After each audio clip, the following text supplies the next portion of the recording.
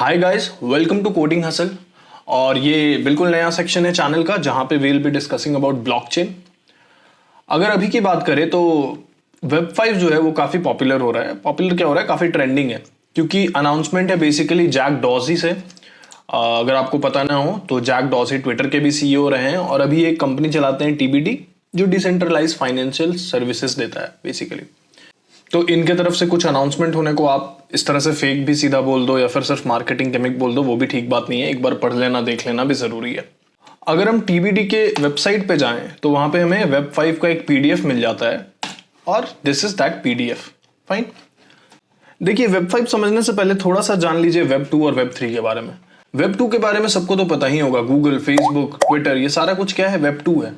और वेब 3 क्या था? वेब 3 में जो की टर्म था वो था डिसेंट्रलाइजेशन, यानी एक ब्लॉकचेन का यूज करके हम जितना भी डेटा है वो किसी एक पर्सन के हाथ में नहीं देते, यानी कोई एक एंटिटी नहीं है जिसके कंट्रोल में आपका डेटा है। That was web 3। I mean ये काफी शॉर्ट डिस्क्रिप्शन है, इस पे काफी वीडियो बनेगा वेब 3 पे, ब्लॉकचेन पे के बारे में, बट अभी के लिए इतना समझते हैं। अब बात कर लेते हैं कि वेब 3 में ऐसा क्या प्रॉब्लम था जो वेब 5 का इंट्रोडक्शन इन्होंने किया है। देखिए, वेब 3 में क्या प्रॉब्लम है ना, अगर आप किसी तरह का एप्लीकेशन बनाना चाहते हो ट्विटर जैसा जो डिसेंट्रलाइज्ड हो, तो उस केस में प्राइवेसी को लेके भले ही वेब 3 अच्छा हो, लेकिन एक यूजर अगर छोटा सा ट्वीट भी करता है तो ही विल हैव टू पे सम फी या गैस, जो भी उस ब्लॉकचेन का हो। यानी एक ट्वीट करने के लिए भी आपको कुछ गैस या फीस देना पड़ रहा है। तो this was the problem with web 3। और कुछ ऐसे एप्लीकेशन है जिसमें आपको कोई जरूरत नहीं है इस तरह का गैस फीस देने का। तो अब ऐसे भी डेवलपर्स आ गए हैं जो ये कहते हैं कि मुझे जो आइडियल्स है या फिर जो एथिक्स है वो वेब 3 का चाहिए, but we do not want to use a blockchain. तो उन लोगों के लिए नाउ वेब 5 है कि आप आइडियल्स उठाइए वेब 3 से, लेकिन जो टेक्नोलॉजी है वो वेब 2 का ही होगा। यानी मेजर टेक्नोलॉजी जो वेब 5 का है वो वेब 2 से है, और जो थोड़ा मोड़ा कहीं पे अगर जरूरत पड़ा तो विल यूज ब्लॉकचेन, इस तरह का है वेब 5। अब वेब 5 ऐसा करेगा क्या? वेब 5 क्या करेगा? Returning ownership and control over identity and data to individuals. We are calling this web 5। यानी जो आपका ओनरशिप होगा वो बेसिकली आपके पास होगा। अब इस ओनरशिप का होने का मतलब क्या होता है? ओनरशिप का होने का मतलब कि बेसिकली आपके पास एक की होगा, या ऐसा कह लीजिए आपका जो भी डेटा होगा उसका कॉपी आपके पास स्टोर्ड होगा। यानी एक की है जो आपका इनक्रिप्टेड डेटा को डिक्रिप्ट कर सकता है, और वो की आपके पास है, किसी इंडिविजुअल के पास नहीं। फॉर एग्जाम्पल अगर ट्विटर का बात करें या फेसबुक का बात करें, वो क्या करता है, जितना भी आपका डेटा है वो अपने पास रखता है। There is no way for you to know कि उस डेटा का वो किस तरह से यूज कर सकते हैं। आई मीन अब काफी सारे लॉज भी आ रहे हैं, जैसे ईयू का एक GDPR, general data protection regulation, काफी फेमस हो रहा है।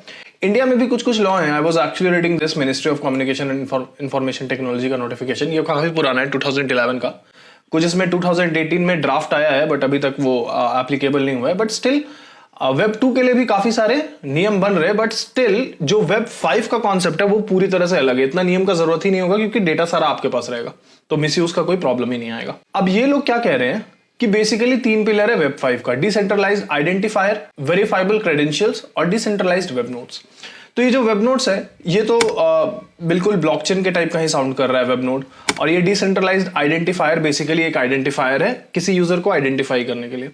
वेरीफाइबल क्रेडेंशियल क्या होगा? वेरीफाइबल क्रेडेंशियल कहने का मतलब ये होना कि अगर आप फॉर एग्जांपल मान लो डॉक्टर है, तो there is a way through which ये वेरीफाई कर सकते हो उस क्रेडेंशियल को, और आपका जो प्रोफाइल है वो वेरीफाई हो जाएगा कि yes you are a doctor. एक चीज जो इसमें और काफी इंटरेस्टिंग है कि आपको बार बार, जैसे फॉर एग्जांपल आज आप स्पॉटिफाई यूज करते हो, फिर आप स्विच करना चाहते हो एप्पल म्यूजिक पे, आपको क्या करना पड़ता है? स्पॉटिफाई पे आप रजिस्टर्ड हुई, आप में उसका फेवरेट्स डाला पड़ा है, आपका प्लेलिस्ट बना पड़ा है। अब आप एप्पल म्यूजिक पे स्विच करो तो उसमें भी आपको रजिस्टर करना पड़ेगा।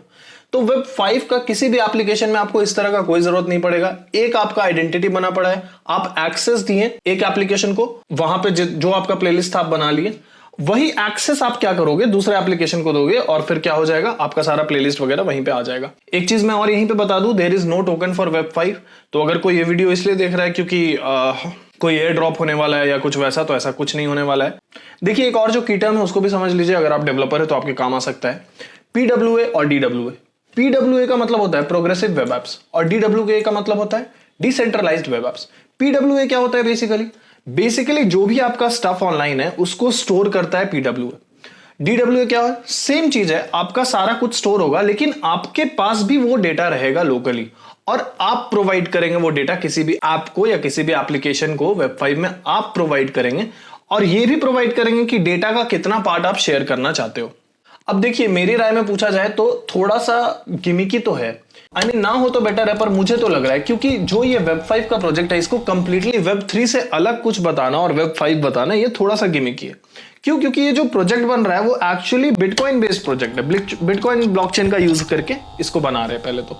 उसके बाद जो Web2 और Web3 को आप कंपैरिजन करो तो दोनों में टेक्नोलॉजी का काफी बड़ा डिफरेंस है। फॉर एग्जांपल, जहां Web2 में आपको मिलता है रीड एंड राइट वेबसाइट्स, वहां पे Web3 में पूरा ब्लॉकचेन बेस्ड और डिसेंट्रलाइज्ड हो जाता है सिस्टम। तो Web5 कुछ नया तो इस तरह का नहीं कर रहा है, इतना बड़ा मैसिव डिफरेंस तो नहीं है जो इसको पूरी तरह से अलग नाम रख दिया है। और जो ये इनका मेन कॉन्सेप्ट है, जो क्रक्स है कि ओनरशिप आपके पास रहेगा या कंट्रोल ऑफ डेटा आपके पास रहेगा, ये तो आप किसी और चेन के ऊपर भी बना के इस तरह का प्रोजेक्ट बना सकते थे। आई मीन आपको Web3 से हट के तो कुछ करने का जरूरत नहीं था, आप इथेरियम या सोलाना किसी के ऊपर एक प्रोजेक्ट बना देते जहां पे आपको ट्रांसफर ऑफ ओनरशिप मिल जाता। तो in my view I don't think this is like something very different from Web3। No doubt idea अच्छा है, but the name Web5 is a little bit gimmicky as far as I can think. Thank you, मिलते हैं next video में, bye bye.